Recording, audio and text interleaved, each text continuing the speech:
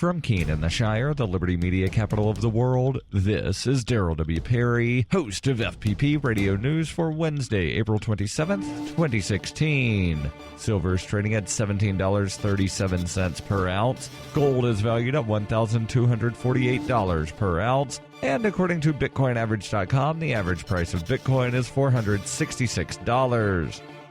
Antiwar.com reports U.S. drones attacked a moving vehicle in the southern Yemen village of Ahmadiyya near the city of Zinjibar on Tuesday, killing 6 people, according to local residents. Officials identified all of the slain as al-Qaeda leaders, with the main leader a heretofore unheard-of man named Abu Sameh al-Zinjibari. The U.S. has been in talks with members of the Saudi coalition, particularly the United Arab Emirates, on increasing their involvement in attacks on al-Qaeda in the Arabian Peninsula. The attack comes just days after UAE-led forces expelled al-Qaeda in the Arabian Peninsula from Mukalla, an attack Saudi officials claimed, however dubiously, killed over 800 people. Zinjibar, the capital of the Abyan province, has been under the effective control of al-Qaeda in the Arabian Peninsula and its allies since the Arab Spring, when amid mass protests in the capital and military crackdowns in the north, al-Qaeda in the Arabian Peninsula was able to take over the area with little resistance. Though Abyan has been contested off and on since then, their control over the area has never really been in doubt. This is a shift for the U.S., however, which in recent months had almost exclusively focused their drone attacks on Mukalla and the Hadramaut province. For nearly 40 years, Roberts & Roberts Brokerage has been a trusted source for buying and selling precious metals like gold and silver. They also take Bitcoin for precious metal purchases and have permanently removed the minimum purchase amount for all orders paid in the digital currency. Call Roberts & Roberts today for knowledgeable advice on buying and selling precious metals and a forward-thinking approach to new technologies. 800-874-9760 or visit online at rrbi.co.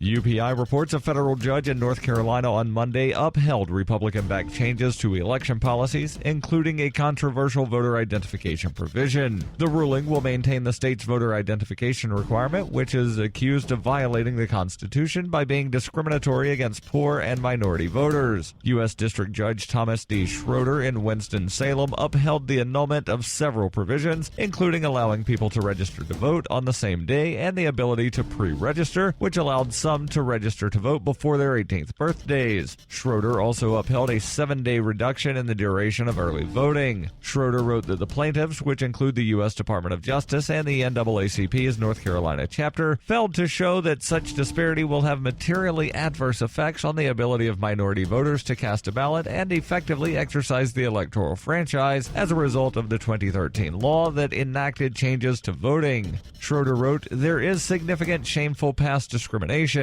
In North Carolina's recent history, however, certainly for the last quarter century, there is little official discrimination to consider." The U.S. Court of Appeals for the Fourth Circuit Court in Richmond, Virginia, will be the first to consider an appeal. The NAACP's lawyer in the case vowed to pursue an appeal and condemned Schroeder's decision.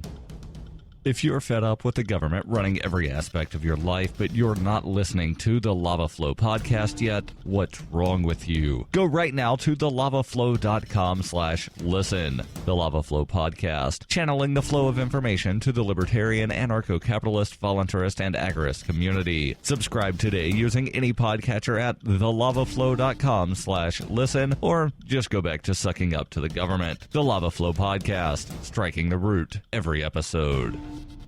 Reuters reports the voyage data recorder from the ship Faro, which sank in October during a hurricane off the Bahamas, killing all 33 crew on board, was located on Tuesday in 15,000 feet of water, according to the U.S. National Transportation Safety Board. The recorder, which may contain hours of information related to the cargo ship's engine and communications from its bridge before the sinking, was found using remotely operated undersea search equipment, according to the NTSB, adding that the next step was to determine how the device can be retrieved. The 790-foot Faro went down off the Bahamas on October 1st while on a cargo run between Florida and Puerto Rico. It was the worst cargo shipping disaster involving a U.S.-flagged vessel in more than 3 decades. An earlier effort to find the recorder was not successful. Federal officials put hearings on the disaster on hold after 2 weeks in February, hoping that another search could retrieve the device and produce more detail.